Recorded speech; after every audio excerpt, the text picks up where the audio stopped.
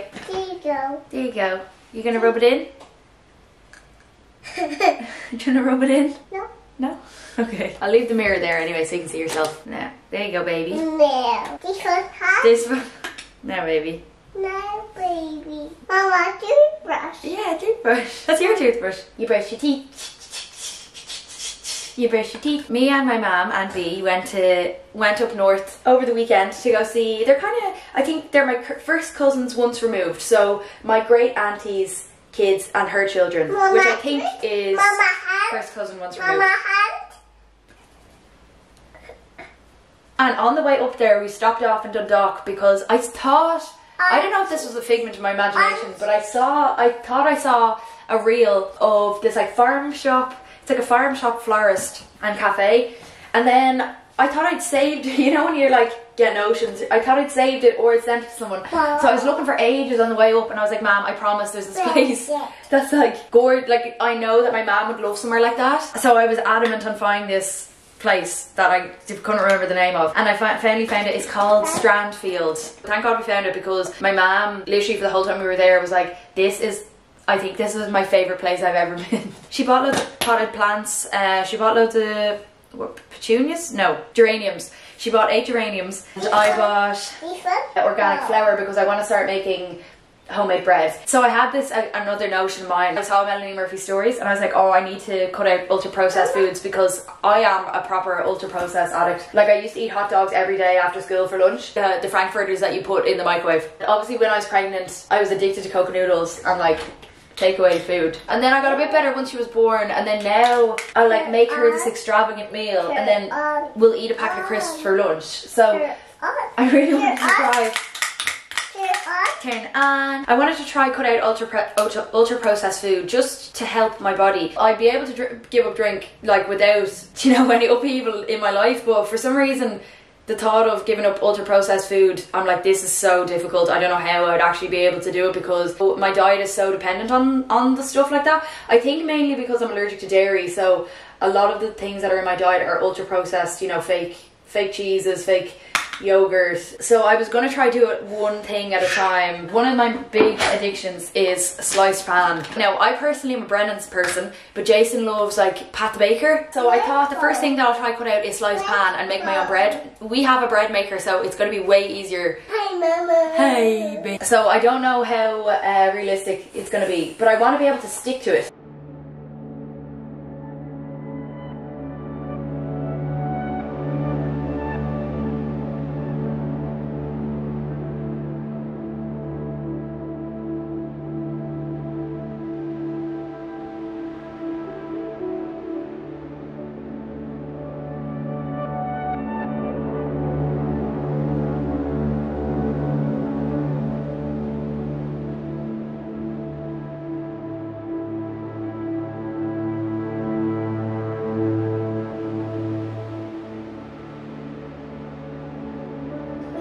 Good girl. That's enough now.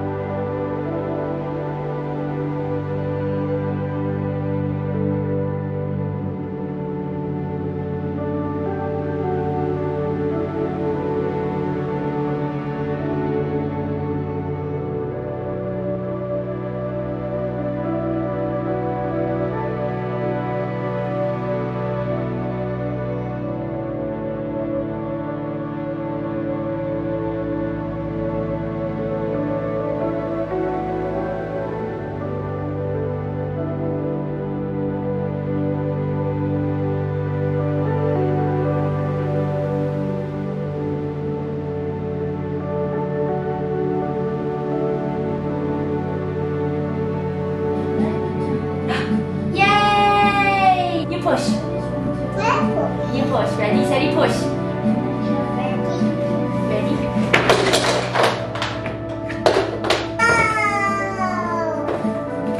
So, monkey, where are you? There it is. There's the head of the lion. Where's the bottom? Can we do it together?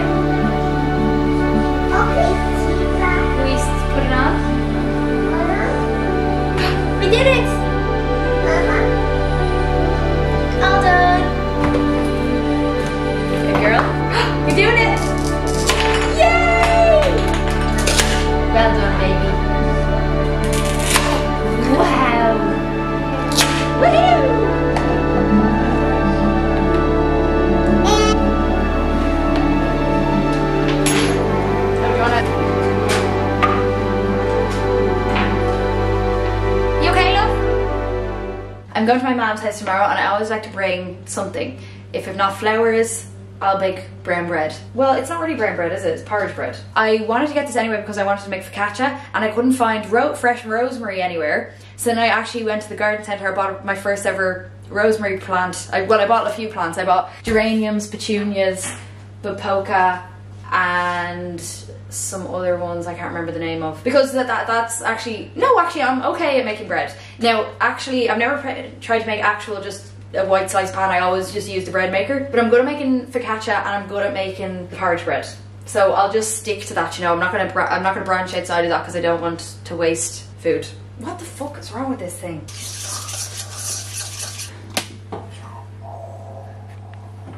In you get. Good girl. In you pop. Is that so fun? Okay.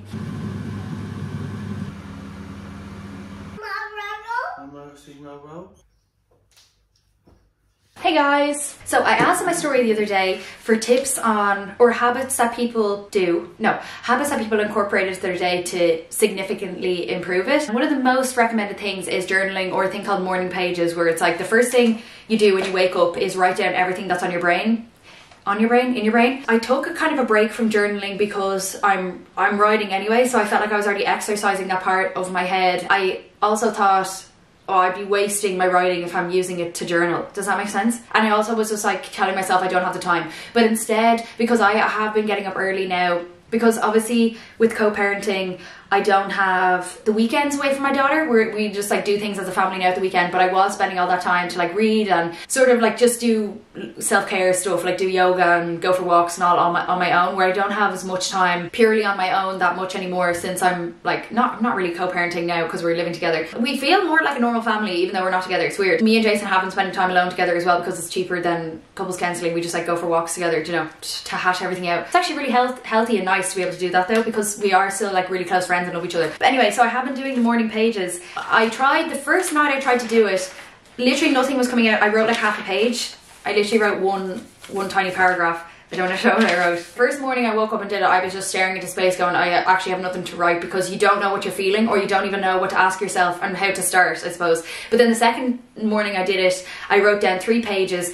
So the first question I would ask myself if I didn't know what to write was, what did I do yesterday? And usually the train of thought would continue on with how I was feeling, and then I'd go off on a tangent about other shit, you know? That's usually what I would start out with. And because it's nice to recall memories as well, even if it's only from yesterday, because sometimes we can be moving so fast. Well, I know for myself anyway, I'm going so fast all the time and thinking ahead. I'm like, my to-do list for tomorrow and the stuff that I have to think of the future and all, that I never recall the things that just happened. Like I can't even remember what I had for dinner on Monday, do you know, that kind of way? And then yeah, anyway, so it has been really cathartic and therapeutic, and sometimes it's really grim and fucked up obviously, and then sometimes it's actually really nice and heartwarming, and you know, it's bringing up a lot of feelings that are lovely. I was talking about this anyway, I went to Belfast with my mum, so I wrote a bit about that, and then how I imagine my future, and like being able to show B the chickens and the lambs and everything.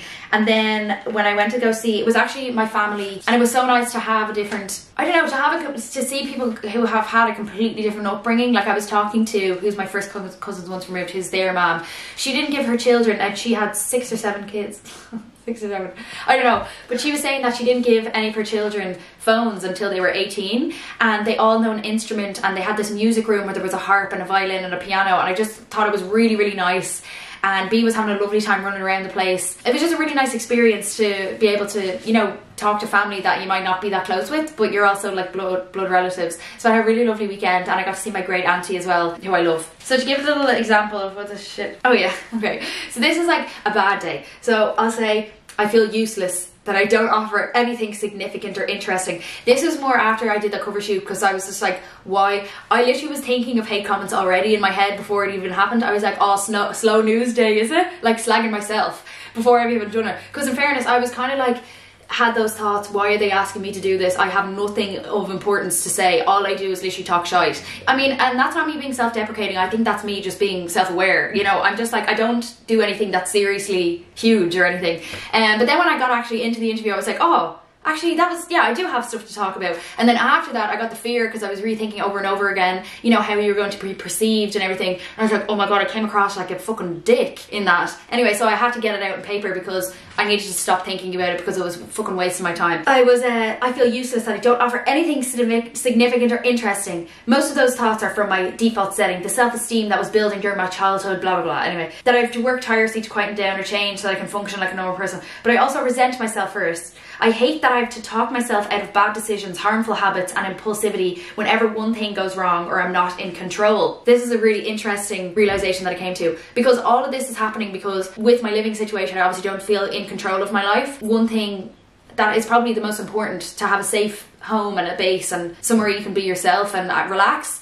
And I suppose because I don't have that at the base level, then everything else feels kind of useless. Even if my career is going well and my relationships are going well, it's almost as if none of it matters because I have nowhere to call my own or my home, do you know? And then because of that, I feel a bit like out of place everywhere, and I don't feel I belong, and I feel very sensitive to rejection, blah, blah, blah. So then I was like over it because even I find the self-wallowing boring and self-centered, so I can imagine what I must sound like to others. There must be something I'm doing to cause these upheavals in my life. And then I started talking about my cousin's family and how lovely they are, because you know, one of those families where everyone is, it feels like everyone is, well, obviously that's maybe just the surface level and how I'm perceiving them, but it was like everyone is beautiful and loves each other and happy.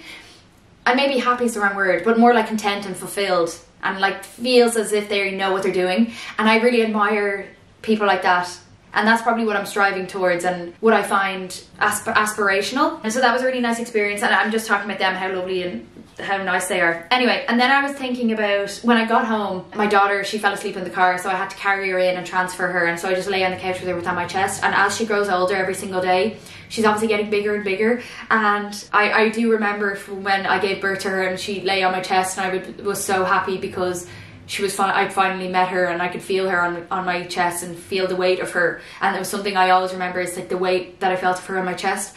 And then I was talking about how weight has like negative connotations, because people feel like it's something that's dragging you down, or you know, if you have a heavy weight on your shoulders, it's something that's bad and sad, whereas this kind of weight is something to be treasured and adored. And I just felt the weight of her, and it's like a different sort of, because she can wrap all her limbs around me, and I was so happy to hold her there for a while. So then I wrote about that. Weight that I'm proud to see grow heavier every day. Weight that I know one day will be too big to hold, too grown up and old. But until then, I'll hold on close, sweet skin and bones.